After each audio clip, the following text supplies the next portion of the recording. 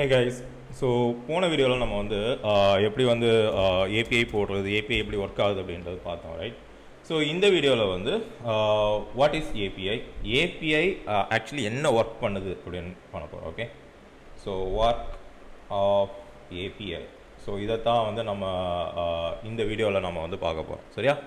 So work of API அப்படின்னு நீங்கள் பார்த்தீங்க அப்படின்னா இன்னைக்கு உள்ள கரண்ட் சினாரியோவில் எல்லாமே உங்களுக்கு இன்டர் கனெக்டட் தான். ஸோ நமக்கு எல்லாருக்கும் தெரியும் ஸ்மார்ட் டிவைசஸ் அப்படின்னு சொல்லி நம்ம கேள்விப்பட்டிருக்கோம். Smart devices, okay. ஸோ இந்த ஸ்மார்ட் டிவைசஸ் என்னெல்லாம் வரும்? உங்களுடைய ஃபிட்பிட், ஓகே, உங்களுடைய ஸ்மார்ட் ஹோம். ஸோ இந்த ஃபிட்பிட் வந்து இப்போ வந்து ஸ்மார்ட் வாட்ச் ஆகிடுச்சு, ரைட்? ஓகே, ஃபிட்பிட் இருக்குது, ஸ்மார்ட் ஹோம் இருக்குது, அண்ட் உங்களுடைய ஸ்மார்ட் டிவைசஸ் எல்லாமே TV, fridge, okay, smart devices. Okay, example வேணா டிவி, ஃப்ரிட்ஜு எல்லாமே உங்களுடைய எல்லாமே what ever that gets connected to an internet, இதெல்லாம் எப்படி ஒர்க் ஆகுதுங்கிறீங்க. ஸோ உங்களுடைய ஃபிட்பிட்டோட டேட்டாவை you are able to see it from mobile. Okay, so உங்களுடைய Fitbit data it is coming to you in mobile. So டைரெக்டாக ஃபிட்பிட்டை வந்து நீங்கள் ப்ளூடூத்தில் கனெக்ட் பண்ணியிருக்கலாம். இல்லை அப்படின்னா கூட இப்போ என்ன ஆகுது அப்படின்னா நீங்கள் வந்து உங்களுடைய ஹெல்த் இன்ஃபர்மேஷனை மல்டிபிள் மொபைல் டிவைசஸில் நீங்கள் உங்களால் பார்க்க முடியும், ரைட்? ஸோ இது எப்படி நடக்குது? ஸோ இன்றைக்கி வந்து உங்களுடைய டிவி, ஓகே, ஸோ உங்களால் வந்து உங்கள் டிவியோட கன்சம்ஷன் டீட்டெயில்ஸ் எல்லாமே வந்து மல்டிபிள் டிவைசஸ் பார்க்க முடியுது, ரைட்? ஸோ இது எல்லாமே எப்படி நடக்குது? உங்களுடைய ஃபிட்பிட் டைரெக்டாக வந்து அதோட டேட்டாவை என்ன பண்ணும்? ஒரு சர்வருக்கு அனுப்பும், ஓகே. ஸோ இந்த சர்வர் என்ன பண்ணும்? அந்த டேட்டாவை ப்ராசஸ் பண்ணி அது அதோடைய டேட்டா பேஸில் ஸ்டோர் பண்ணியிருக்கேன், சரியா?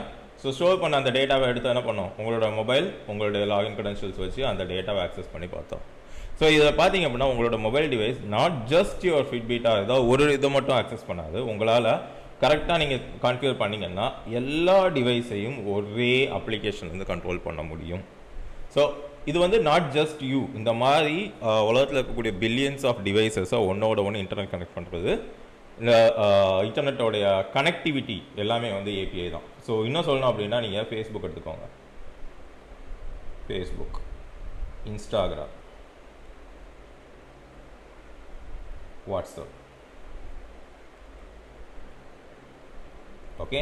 ஸோ இப்போ நீங்கள் இன்ஸ்டாகிராமில் ஒரு ஃபோட்டோ அப்லோட் பண்ணுறீங்க அப்படின்னா ஆட்டோமேட்டிக்காக உங்களுக்கு ஃபேஸ்புக்கில் அதை அப்லோட் பண்ணுறதுக்குரிய ஆப்ஷன் இருக்குது. நீங்கள் ப்ரொஃபைலில் போய் சிங்க் பண்ணிக்கலாம், ரைட்? எப்படி? இன்ஸ்டாகிராம் ஒரு தனி பிளாட்ஃபார்ம். Instagram is nothing. இன்ஸ்டாகிராமோட டேட்டா பேஸும் ஃபேஸ்புக்கோட டேட்டா பேஸும் வேறு.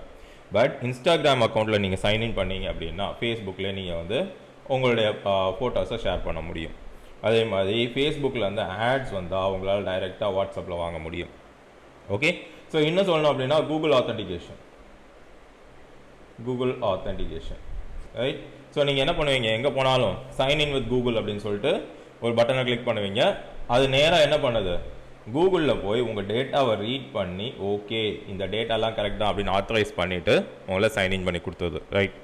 ஸோ இது எல்லாமே நீங்கள் பார்த்தீங்க அப்படின்னா கூகுளோடைய டேட்டா கூகுள் சர்வரில் தான் இருக்கும். ஆனால் ஃபேஸ்புக்கில் நீங்கள் லாகின் பண்ணும்போது கூகுள் சைன்இன் வித் கூகுள் பண்ணலாம். இல்லை வேறு ஏதோ ட்விட்டர்லையோ இல்லை வேறு ஏதோ ஒரு தேர்ட் பார்ட்டி வெப்சைட்டில் பண்ணும்போது கூட you can do sign in with Google. இதெல்லாம் எப்படி நடக்குது? This is the power of API, ரைட்டா?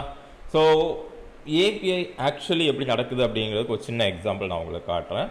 ஸோ இதுதான் நாம் லாஸ்ட் டைம் எழுதின அந்த கோட், ரைட்? ஸோ இங்கே பார்த்தீங்க அப்படின்னா உங்களுக்கு வந்து ரெண்டு டிஃப்ரெண்ட் ஃபங்க்ஷன்ஸ் இருக்குது. ஒன்று வந்து திஸ் ஏபிஐ கிளாஸ் அப்படின்னு சொல்லிட்டு உங்களுக்கு ரிட்டர்ன் பண்ணும், அண்ட் அடுத்தது வந்து வெல்கம் மனோஜ் அப்படின்னு சொல்லிட்டு ரிட்டர்ன் பண்ணும். ஸோ இப்போது இதுதான் இதோட URL end point, okay.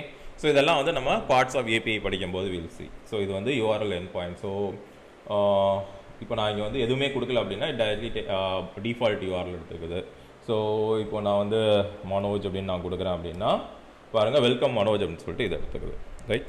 So நீங்கள் எந்த எண்ட் பாயிண்ட்டை ஹிட் பண்ணுறீங்களோ அந்த எண்ட் பாயிண்ட் தான், அந்த எண்ட் பாயிண்ட்டுக்கு அகேன்ஸ்ட் என்ன ஃபங்க்ஷன் இருக்கும் அந்த ஃபங்க்ஷன் தான் உங்களுக்கு தேவையான டேட்டாவை கொடுக்கும், ரைட்டா?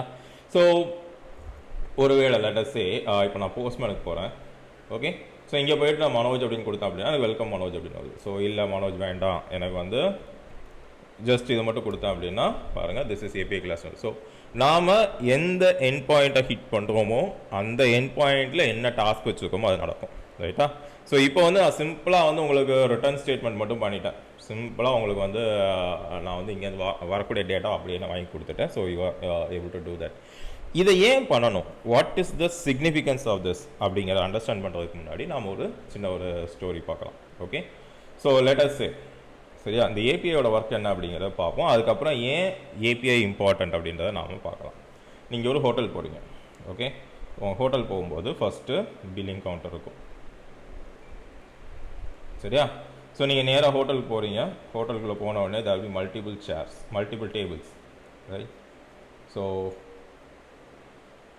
Multiple tables, let's say 4 table வச்சுக்கோங்களேன். 1 2 3 4. ஸோ நீங்கள் போய்ட்டு 3rd டேபிளில் உட்காருங்க. You walked in to the hotel. சரியா? ஸோ 3rd டேபிளில் உட்காருங்க. உங்களுக்கு பில்லிங் கவுண்டரில் ஒரு ஆள் உட்காந்துருக்காரு. ஸோ நீங்கள் லெட்டர் சே நீங்கள் 4 பேர் 3rd கவுண்டரில் உட்காந்துருக்கீங்க. ஓகே.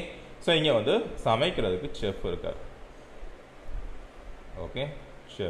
செஃப் அண்ட் அவரோட மொத்த டீமும் இங்கே உட்காந்து சமைச்சிட்டு இருக்காங்கன்னு வச்சுக்கோங்களேன்.